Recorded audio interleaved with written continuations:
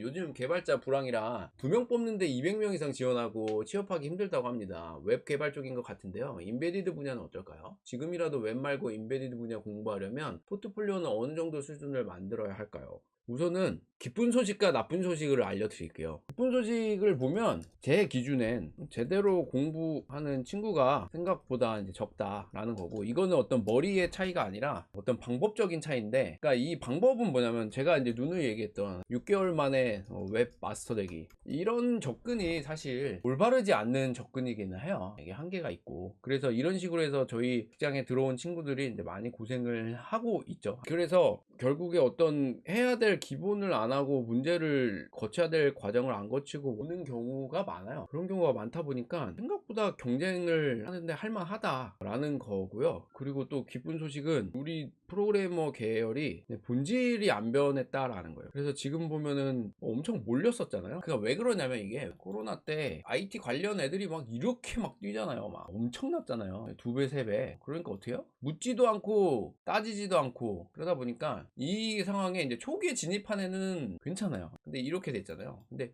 여기까지도 우리가 열심히 이제 공부를 했단 말이에요. 근데 이제 여기 걸친 사람들이 이제 문제단 말이에요. 왜냐면 딱 요거거든요. 그래서 여기 시작한 사람들은 괜찮고, 근데 이게 뭐 이제 봅시다, 이제 주식으로 봅시다, 이런 거죠. 뭐 우와 막 탁, 뭐 이런 건데, 지금 여기 이제 물린 건데, 저는 한 이거 연장선으로 보면 이렇게 한 2단계 오고 와가지고 한 여기 있는 사람이죠. 저는 여기 있죠. 그래서 이렇게 가고 이렇게 와서 이렇게 해가지고 여기를 이렇게 온 사람인데, 저 같은 경우엔.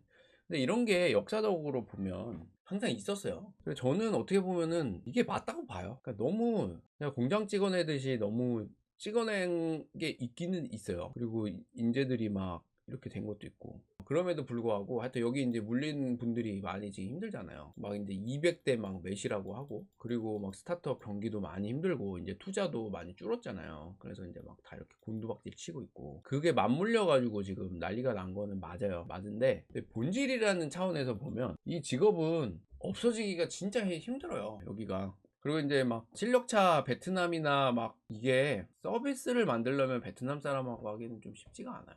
왜 그러냐면, 그것도 좀 이따 얘기를 할게요. 베트남 문화도 있고 막, 그래서 아무튼 본질이 안 변했기 때문에 제가 보기에는 근본적인 해결은 언젠간 돼요. 그냥 언제냐 그거는 저도 모르겠어요. 근데 이런 걸 다 떠나서 제가 그래서 이제 맨날 하는 말이, 진짜 개발하고 싶으세요?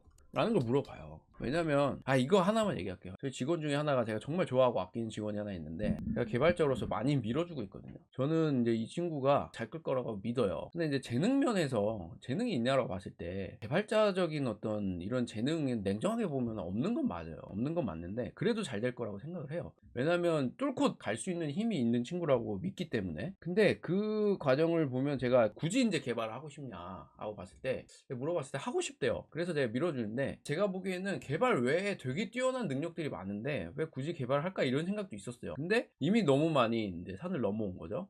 그리고 제가 보기에는 거의 다 온 것 같아. 포텐이 터지기 전인 것 같아 라는 믿음에 의해서 이제 계속 밀어주고 있는데, 그래서 그 친구가 고생이 많아요. 진짜 고생이 많고, 아마 오늘도 하루 종일 일했을 거고 어제도 하루 종일 일했을 거고, 왜냐면 기간을 잘 못 맞췄거든요. 그래가지고 이제 기간을 나름대로 넉넉히 줬는데 그걸 못 맞췄어요. 돌아가고, 뭐 내일도 일하고 크리스마스 때도 일하고 막 이런 상황이 펼쳐질 것 같은 거죠. 그러면 제가 그런 걸 보면 두 가지 마음이 들어요. 대표로서 정말 양심에 손을 얹고 솔직히 충분한 시간 줬거든요. 그리고 이제 그 친구한테 들어가는 돈 이런 걸 봤을 때 그런 계산적인 마음과, 두 번째는 제가 이제 사람으로서 믿어주고 안타까운 마음, 두 개가 듭니다. 되게 미안해요, 제가 지금. 왜냐면 악덕 지금 사장이잖아요, 악덕 대표. 근데 저는 그렇게 생각해요. 저도 기간을 맞추기 위해서는 내가 실력이 없는 기간에는 그렇게 해야 된다라고 믿고 그렇게 해왔어요. 근데 그 친구가 저를 뭐 찔러가지고 저를 고소하면은, 저는 이제 뭐 마땅한 대우를 해야 되는 건 맞지만, 그러기에는 우리들 관계가 이제 돈독한 건 맞아요. 그러면 여기서 제가 진짜 선택 사항이 없는 거예요. 왜냐면 그 클라이언트와 약속한 기간은 이제 다 됐고, 하여튼 그래요. 민망한 상황인데, 이런 상황이 개발을 하다 보면 많거든요. 그래서 제가 물어보는 거예요. 진짜로 개발을 하고 싶으면 저희 직원만큼은 해야 돼요. 거의 뭐 한 10시, 11시, 뭐 어쩔 땐 새벽까지 해요. 왜? 아직은 실력이 안 올라왔으니까. 그리고 잘하는 사람들도 그렇게 해요. 왜 그러냐? 어떤 목표가 있고 달려가니까. 근데 이 사람들이 이걸 꼭 괴로워한다면 괴롭겠죠. 그러니까 자기가 재밌어서 집중해서 하는 게 아니라 기간을 지키기 위해서 열심히 하는 건 진짜 괴롭거든요. 저도 해보면 막 초조해요. 막 손발 떨리고 되게 힘들어요. 저도 그 고통 압니다. 근데 개발을 하면서 그 고통의 순간들은 와요. 여기서 막 원리 원칙을 따지고 이런 걸 다 떠나서 분명한 건 이 기간이 지나면 그게 내게 돼요. 근데 제가 묻고 싶은 건 그렇게까지 개발을 하고 싶냐는 거예요. 그게 재밌냐고요. 그러면은 해도 된다는 거예요. 저는 그런 개발을 할 만한 자격이 주어졌다라고 저는 보여져요. 그러니까 개발이 그렇게 만만치가 않아요. 막상 취업이 돼도. 그러니까 취업이 돼도 그런 상황이 펼쳐지는데 그런 것까지 각오하고 개발자 할 거냐, 나는 그래도 좋겠다라고 하면 와도 돼요. 왜냐면 그만한 대우가 있으니까.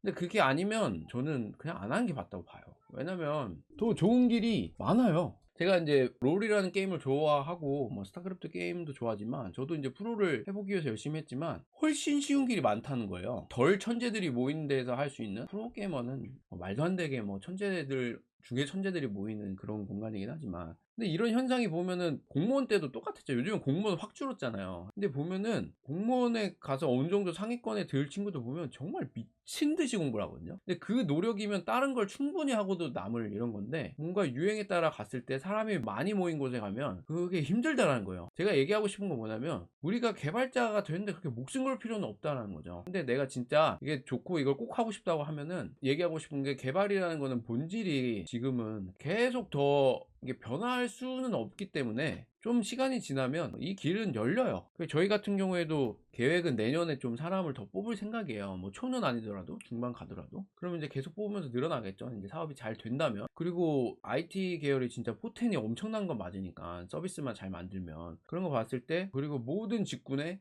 이 IT 개발자가 안 들어가는 직군은 이제 거의 존재하지 않다시피 하고, 그리고 이제 낙후된 요런 구간도 사실 IT를 넣으면은 포텐이 터질 곳들이 굉장히 많아요. 근데 보수적이어서 그거를 그냥 묻어두고 변화가 싫어서 이렇게 가는 데가 있지만, 그 젊은 사람들이 들어가면서 IT 기술들이 들어가고 막 확 바뀌는 이런 일들은 언제든지 일어날 수 있어서 개발자의 미래는 괜찮다라는 게 제 생각이에요. 하지만 아까 얘기했듯이 너무 많이 양성이 됐었고 그 사람들이 다 들어가기 위해서 노력을 하기 때문에 그런 TO가 다 나기 전까지는 좀 힘든 거는 맞다, 뻔한 얘기지만 우선은 더 좋은 길이 안 보인다라고 하는데 그건 모르는 거예요. 그러니까 제가 다른 길을 가라고 막 엉덩이를 떠미는 게 아니고 유행을 따라가지 말라는 거예요. 자기를 돌아보는 시간은 좀 필요해요. 내가 뭘 잘하네, 이거네, 이걸 뭘 할 수 있네 라는 것들을 생각해서 가는 것도 하나의 길이다. 바꾸라는 건 아니에요. 하지만 제가 이렇게 얘기를 하면 본인이 이제 느꼈을 거예요. 공부를 하면서 그래도 나는 좀 재능이 있다, 여기는 괜찮다라는 어떤 그런 생각들을 느꼈을 텐데, 나는 그렇게 해도 좀 재능이 있고 버틸만 하다 하면 과감하게 올인을 하셔야 됩니다. 만만한 직군은 아니기 때문에. 그러면은 열린다 라고 보여지고, 저희 쪽도 이제 뭐 좀 있으면 여니까 그때 한번 지원을 해보시는 것도 나쁘지 않을 것 같다는 생각이 들고,